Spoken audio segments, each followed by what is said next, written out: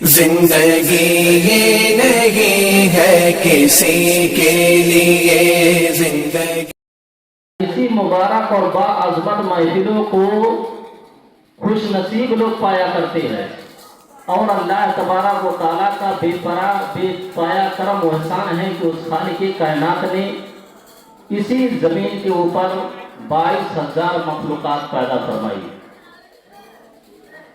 22,000 مخلوقات کو اللہ تبارک و تعالیٰ نے اس زمین کے اوپر، اس دھرتی کے اوپر پیدا کیا،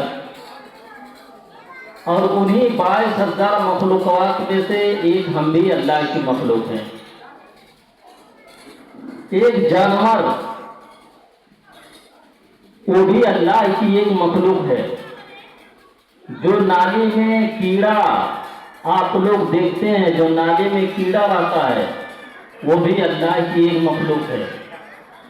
چرند و پرند جو ہواؤں میں اڑتے ہوئے ہم اور آپ دیکھتے ہیں، وہ بھی اللہ کی ایک مخلوق ہے۔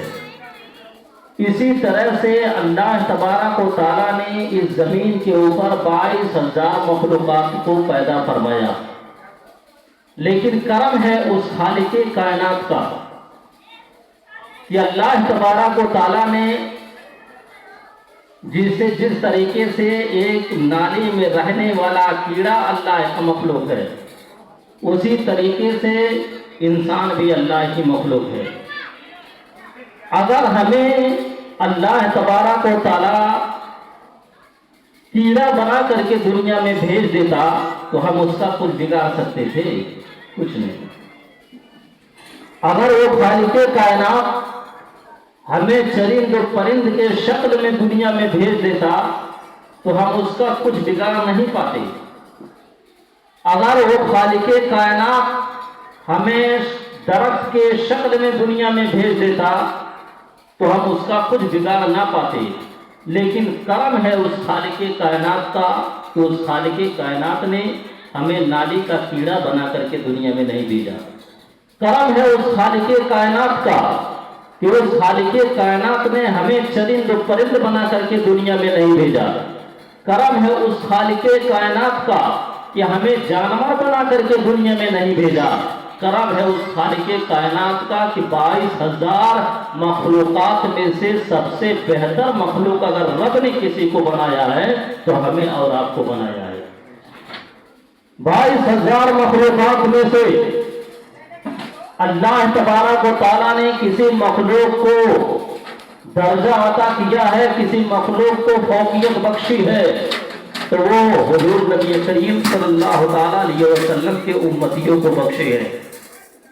اگر اللہ تبارک و تعالیٰ ہمیں 1,24,000 کم و بیش 2,24,000 انبیاء کرام جو دنیا میں تشریف لائے، کسی نبی کے زمانے میں اگر رب بھیج دیتا تب اس نبی کے امت میں رہ کر کے اپنی زندگی گزار کر کے اپنی زندگی کو پورا کر کے رب کی بارگاہ میں پہنچ جاتے، لیکن فضل ہے اس خالق کائنات کا، کرم ہے رب ذوالجلال کا کہ اللہ تبارک و تعالیٰ نے جس طریقے سے تمام مخلوقات میں سب سے بہتر مخلوق انسان کو بنایا ہے، اسی طریقے سے اللہ تبارک و تعالیٰ نے اپنے امتیوں کو ایسے نبی کی امت میں پیدا فرمایا ہے جو نبی تمام نبیوں کا سردار ہو کر کے گزرا ہے، جو نبی تمام نبیوں کا سردار ہو کر کے گزرا ہے۔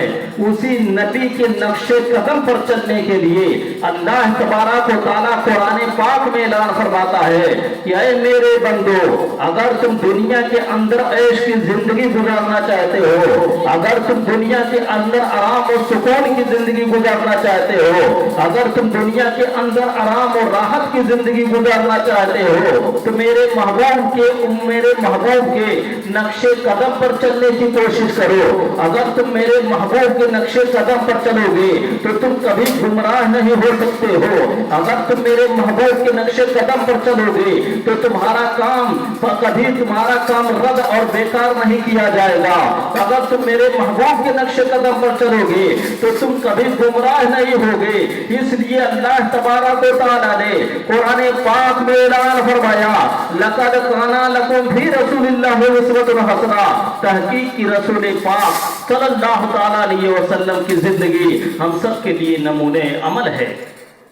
यानी मेरे आका हुजूर सरवरे कायनात सल्लल्लाहु तआला अलैहि वसल्लम ने अपनी मुबारक जिंदगी में जो काम करके हमारे औरात की नजरों से पर्दा फरमा गए, उन्हीं कामों को करने के लिए अल्लाह तबारक व तआला हमें हुक्म दे रहा है। उन्हीं कामों को करने के लिए रब हमें आगाह फरमा रहा है।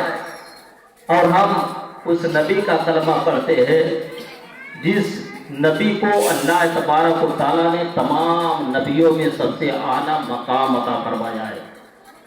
सैयदी सरकार आला हजरत अज़ीमुल बरकत फरमाते हैं कि सबसे आला वो औला हमारा नबी, सबसे आला वो औला हमारा नबी, दोनों आलम का दूल्हा हमारा नबी। दोनों आलम का दूल्हा से मुराद जमीन का भी अगर कोई दूल्हा है तो हमारे औरात के नबी है। और जब कल मैदान महशर कायम होगा वहां का भी अगर कोई दूल्हा होगा तो 1,24,000 कम और बेश 2,24,000 अंबियाए कराम जो दुनिया में तशरीफ लाए, हजरत आदम उस मैदान महशर के दूल्हा नहीं होंगे, हजरत इब्राहिम उस मैदान महशर के दूल्हा नहीं होंगे, हजरत यूसुफ अलैहिस्सलाम उस मैदान महशर के दूल्हा नहीं होंगे। 1,24,000 कम और बेश 2,24,000 अंबियाए कराम जो दुनिया में तशरीफ लाए, उन नबियों को जो 1,24,000 आए वो मैदान महशर के दूल्हा नहीं बनाए जाएंगे। अल्लाह तबारक व तआला मैदान महशर में किसको दूल्हा बनाएगा?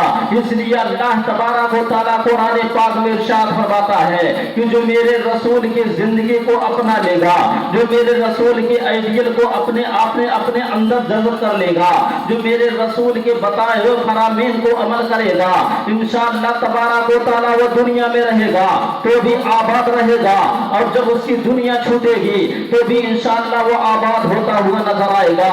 इसलिए मैं आपसे ये बता देना चाहता हूँ कि उस मैदान महशर का दूल्हा अल्लाह तबारक व तआला किसको बनाएगा? अपने महबूब आकाए नामदार मदीने के ताजदार दोनों आलम के मालिक व मुख्तार हुजूर नबी करीम सल्लल्लाहु तआला अलैहि वसल्लम को मैदान महशर का दूल्हा बनाया जाएगा।